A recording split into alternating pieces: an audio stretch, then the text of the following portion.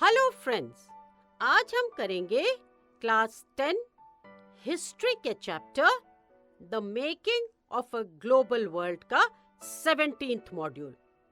आपको याद होगा पिछले मॉड्यूल में हमने पढ़ा था about indentured labour migration from India, और आज इस मॉड्यूल में हम पढ़ेंगे अबाउट इंडियन एंटरप्रेन्योर्स अब्रॉड, यानी इंडियन बिजनेसमैन के बारे में जो फॉरेन कंट्रीज में थे। तो शुरू करते हैं आज का मॉड्यूल। वर्ल्ड मार्केट के लिए फूड और अदर क्रॉप्स उगाने के लिए कैपिटल मतलब पैसा उसकी जरूरत होती है। ये तो आपको पता ही है कि वर्ल्ड मार्केट के लिए जो फूड उगाया जाता है और अदर क्रॉप्स भी हैं, उसके लिए क्या चाहिए होता है? पैसा। अब लार्ज प्लांटेशंस के लिए तो आसानी से बैंक्स और मार्केट से पैसा मिल जाता था, पर गरीब किसान मतलब पुअर फार्मर्स क्या करते? उन्हें पैसा कहां से मिलता? आप जानते ही हैं कि बैंक्स सिक्योरिटी पर लोन देते हैं। अब जो बड़े फार्मर्स होते हैं उनके पास काफी सारी जमीन होती है जिसे वो सिक्योरिटी के तौर पर रख देते हैं बैंक के पास या उसके पास जो उन्हें लोन देता है, और तब वो लोन ले लेते हैं। बट जो छोटे गरीब किसान दैट इज पेजेंट्स होते हैं, उनके पास तो बहुत कम जमीन होती है, और अगर वो उस जमीन को एज सिक्योरिटी रख देंगे एंड क्रॉप्स फेल हो जाते हैं तो वो बैंक्स का लोन चुका ही नहीं पाएंगे। तो इसीलिए शायद बैंक्स जो हैं पेजेंट्स को लोन देने के फेवर में नहीं होते, क्योंकि उन्हें पता है कि छोटी सी लैंड है और अगर क्रॉप्स फेल हो गए तो क्या होगा? वो बैंक्स का लोन नहीं चुका पाएंगे। तो इसीलिए वो पेजेंट्स को लोन देने के फेवर में नहीं होते। और कुछ पेजेंट्स तो ऐसे होते हैं जिनके पास लैंड ही नहीं होती। तो जब लैंड ही नहीं है तो क्या सिक्योरिटी देंगे? वो तो वैसे ही किसी और की लैंड पे काम करते हैं, तो उनको लोन वैसे ही नहीं मिलेगा। तो सोचो कहां से आता पैसा पेजेंट्स के पास? ये तो सोचने वाली बात है ना। तो ये जो पैसा था ये आता था इंडियन बैंकर्स के थ्रू। So Indian bankers provided capital to the peasants. वो उनको पैसा देते थे लोन पर। और ऐसे ही दो इम्पोर्टेंट इंडियन बैंकर्स थे उस टाइम पर। अभी हम बात करें इंडियन बैंकर्स की जो लोन्स देते थे। तो ऐसे ही दो इम्पोर्टेंट इंडियन बैंकर्स थे उस टाइम पर। और वो कौन से थे? वे थे शिकारीपुरी श्रॉफ्स और नट्टुकोटाई चेट्टियार्स। शिकारीपुरी श्रॉफ्स और नट्टुकोटाई चेट्टियार्स ऐसे ग्रुप ऑफ बैंकर्स और ट्रेडर्स में से थे जो एक्सपोर्ट एग्रीकल्चर को फाइनेंस करते थे सेंट्रल और साउथ ईस्ट एशिया में। अब एक्सपोर्ट एग्रीकल्चर क्या हुआ? एक्सपोर्ट एग्रीकल्चर यानी वर्ल्ड मार्केट के लिए क्रॉप्स उगाना, अपने लिए नहीं, एक्सपोर्ट के लिए, बाहर भेजने के लिए। तो वर्ल्ड मार्केट के लिए क्रॉप्स उगाना, उसको हम कहते हैं एक्सपोर्ट एग्रीकल्चर।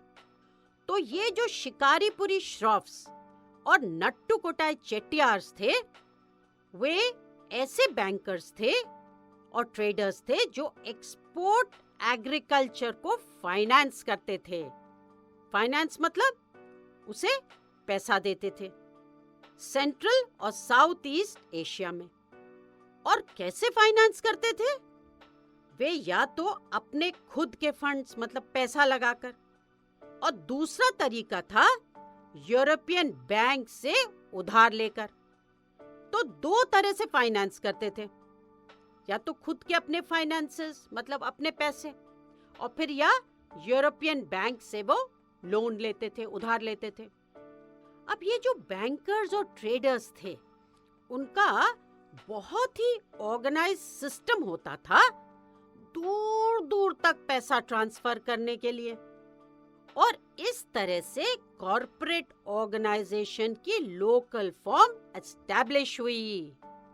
अब हम जब कॉर्पोरेट ऑर्गेनाइजेशन के बारे में कहते हैं तो इसका मतलब होता है एक बिजनेस ऑर्गेनाइजेशन जिसमें कई सारे लोग इन्वॉल्व रहते हैं। और ये जो कॉर्पोरेट ऑर्गेनाइजेशन होती है इसके अपने राइट्स होते हैं और इनकी अपनी लायबिलिटीज होती हैं। लायबिलिटीज क्या हुई? लायबिलिटीज वो होती हैं जिसके लिए ये ऑर्गेनाइजेशन लीगली रिस्पॉन्सिबल हो, और इसमें जो पीपल इन्वॉल्व्ड होते हैं उनकी राइट्स और लायबिलिटीज अलग होती हैं। तो बेसिकली कॉर्पोरेट ऑर्गेनाइजेशन एक बिजनेस ऑर्गेनाइजेशन होता है जिसमें कई पीपल इन्वॉल्व्ड होते हैं, और इस कॉर्पोरेट ऑर्गेनाइजेशन की अपनी आइडेंटिटी होती है। अब इसके एग्जाम्पल हम अगर सोचें तो वो हैं जैसे वॉलमार्ट, माइक्रोसॉफ्ट, एप्पल, ये सब हो गए हमारे कॉर्पोरेट ऑर्गेनाइजेशंस। तो उस समय कॉर्पोरेट ऑर्गेनाइजेशंस तो नहीं एग्जिस्ट करती थी, मगर ये जो बैंकर्स और ट्रेडर्स थे इनका system of transferring money to distant places वो जो था वो बहुत ऑर्गेनाइज्ड होता था, और इसीलिए हम कहते हैं कि ये कॉर्पोरेट ऑर्गेनाइजेशन का एक लोकल फॉर्म था। तो हमने ये समझा कि इन बैंकर्स और ट्रेडर्स का बहुत ही ऑर्गेनाइज्ड सिस्टम होता था। अब यहाँ तक कि इंडियन ट्रेडर्स और मनी लेंडर्स अफ्रीका तक पहुंच गए जहां यूरोपियन कॉलोनीज थी। तो सोच लो कितने ऑर्गेनाइज्ड होंगे कि वो पहुंच गए कहां पे? अफ्रीका, जहां पे यूरोपियन कॉलोनीज थी। आप तो जानते ही हैं कि अफ्रीका के कई सारे रीजन्स को यूरोप ने अपने कंट्रोल में ले लिया था और वहां कॉलोनी सेटअप कर दी थी। तो अब ट्रेडर्स और मनी लेंडर्स अफ्रीका की उन कॉलोनीज तक पहुंच गए थे, और ऐसा ही एक ट्रेडिंग ग्रुप था। कौन सा ट्रेडिंग ग्रुप था? हैदराबादी सिंधी ट्रेडर्स का, जो सिर्फ यूरोपियन कॉलोनीज तक ही नहीं बल्कि पूरे वर्ल्ड में ट्रेड और मनी लेंडिंग करता था। 1860 से हैदराबादी सिंधी ट्रेडर्स ने अपने एम्पोरिया एस्टैब्लिश करे। अब एम्पोरिया क्या होते हैं? एम्पोरिया यानी बड़े बड़े स्टोर्स, बड़े बड़े शॉप्स। तो 1860 से हैदराबादी सिंधी ट्रेडर्स ने अपने एम्पोरिया एस्टैब्लिश करे। तो ये जो एम्पोरिया थे ये उन्होंने कहाँ पे एस्टैब्लिश करे, ये तो हमें पता होना चाहिए ना। उन्होंने ये एम्पोरिया एस्टैब्लिश करे पोर्ट्स पर। सो ट्रेडर्स ने वर्ल्ड वाइड बिजी पोर्ट्स पर एम्पोरिया एस्टैब्लिश करे। जितने भी बिजी पोर्ट्स थे जहाँ पे शिप्स आती थी पूरी दुनिया से, पूरे वर्ल्ड वाइड से, वहाँ पे उन्होंने एम्पोरिया एस्टैब्लिश करे। बड़े बड़े शॉप्स, बड़े बड़े स्टोर्स वो एस्टैब्लिश करे। ये ट्रेडर्स टूरिस्ट को लोकल और इम्पोर्टेड क्यूरियोज सेल करते थे। अब क्यूरियोज क्या होते हैं? क्यूरियोज होते हैं एंटीक्स। आपने देखा होगा ना कि जब हम कहीं जाते हैं घूमने के लिए तो हम वहाँ से यूजुअली वहाँ की यूनिक चीजें लेके आते हैं, वहाँ की एंटीक चीजें लेके आते हैं। तो यही हो गए क्यूरियोज। तो ये जो ट्रेडर्स थे इन्होंने पोर्ट्स पर, जो बिजिएस्ट पोर्ट्स थे, उन पर अपने एम्पोरिया एस्टैब्लिश करे, और यहाँ इन एम्पोरिया में वो टूरिस्ट को लोकल और इम्पोर्टेड क्यूरियोज सेल करते थे। सो ये ट्रेडर्स क्यूरियोज बेचते थे, और ये एम्पोरिया बहुत फ्लरिशिंग एंड सक्सेसफुल थे। अब ऐसा क्यों? क्योंकि पैसेंजर शिप्स की डेवलपमेंट की वजह से सी रूट से ट्रैवल करना बहुत आसान और सेफ हो गया था, और इसी वजह से टूरिस्ट जो थे वो बहुत ज्यादा होते थे। सो we can say that their business was a hit. अब चलते हैं, एक छोटा सा रिकैप कर लेते हैं। किसका? उसी का जो हमने मॉड्यूल में पढ़ा है। तो वर्ल्ड मार्केट के लिए फूड और अदर क्रॉप्स को उगाने के लिए कैपिटल की जरूरत होती थी। वो तो अभी भी होती है कि अगर हम फूड क्रॉप्स उगाएंगे या अदर क्रॉप्स उगाएंगे तो हमें पैसों की जरूरत तो है ही। और ये जो फूड क्रॉप्स और अदर क्रॉप्स थे, ये वर्ल्ड मार्केट के लिए उगाए जा रहे थे। अब पैसा कहाँ से आता? जैसे कि हमने मॉड्यूल में पढ़ा कि बड़े फार्मर्स को तो बैंक्स लोन दे देते थे, मगर छोटे फार्मर्स को कहाँ से मिलता था लोन? वो तो होता ही नहीं था। तो जो इंडियन बैंकर्स थे, कैपिटल प्रोवाइड करते थे पेजेंट्स को। अब जो इंडियन बैंकर्स थे, उनमें से 2 फेमस नाम थे, और वो कौन थे? वो थे शिकारीपुरी श्रॉफ्स और नट्टू कोटाई चेट्टियार्स। अब ये दोनों बैंकिंग और ट्रेडिंग ग्रुप्स थे जो एक्सपोर्ट एग्रीकल्चर को फाइनेंस करते थे सेंट्रल और साउथ ईस्ट एशिया में। एक्सपोर्ट एग्रीकल्चर का मीनिंग तो तुम्हें मॉड्यूल में समझाया ही है। वो एग्रीकल्चर जो किया जाता है so that the produce can be exported. तो ये हो गया एक्सपोर्ट एग्रीकल्चर। इंडियन ट्रेडर्स और मनी लेंडर्स अफ्रीका की यूरोपियन कॉलोनीज में ट्रेड करने लगे। तो क्या हुआ? जो इंडियन ट्रेडर्स और मनी लेंडर्स थे, वो अफ्रीका तक पहुंच गए और यूरोपियन कॉलोनीज में ट्रेड भी करने लगे और मनी लेंडिंग भी करने लगे। However, Hyderabadi Sindhi traders European colonies में ही नहीं बल्कि वर्ल्ड वाइड ट्रेड करते थे, मनी लेंडिंग भी करते थे। तो जो हैदराबादी सिंधी ट्रेडर्स थे, वो ऐसे ट्रेडर्स थे कि सिर्फ यूरोपियन कॉलोनीज में ही नहीं बल्कि वर्ल्ड वाइड ट्रेड करते थे। तो अभी हमने पढ़ा शिकारीपुरी श्रॉफ्स और नट्टू कोटाई चेट्टियार्स और हैदराबादी सिंधी ट्रेडर्स के बारे में। और जो हैदराबादी सिंधी ट्रेडर्स थे, उन्होंने क्या करा? एक नई चीज करी थी। क्या करा था? सोच के बताओ।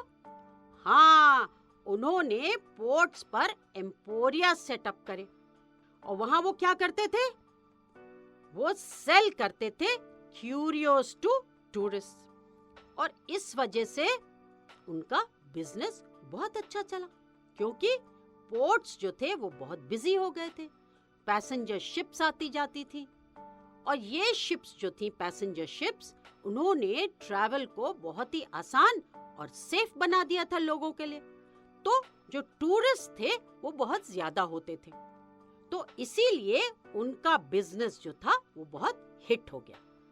Now let's do a quick revision. Capital was required to grow food and other crops for the world market. Indian bankers provided capital to the traders.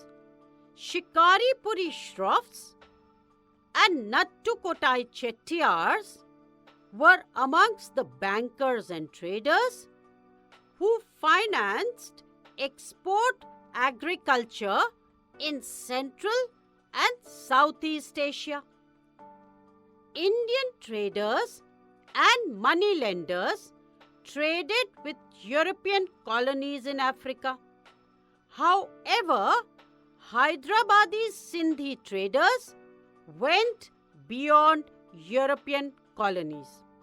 They established emporia at busy ports worldwide to sell local and imported curios to tourists.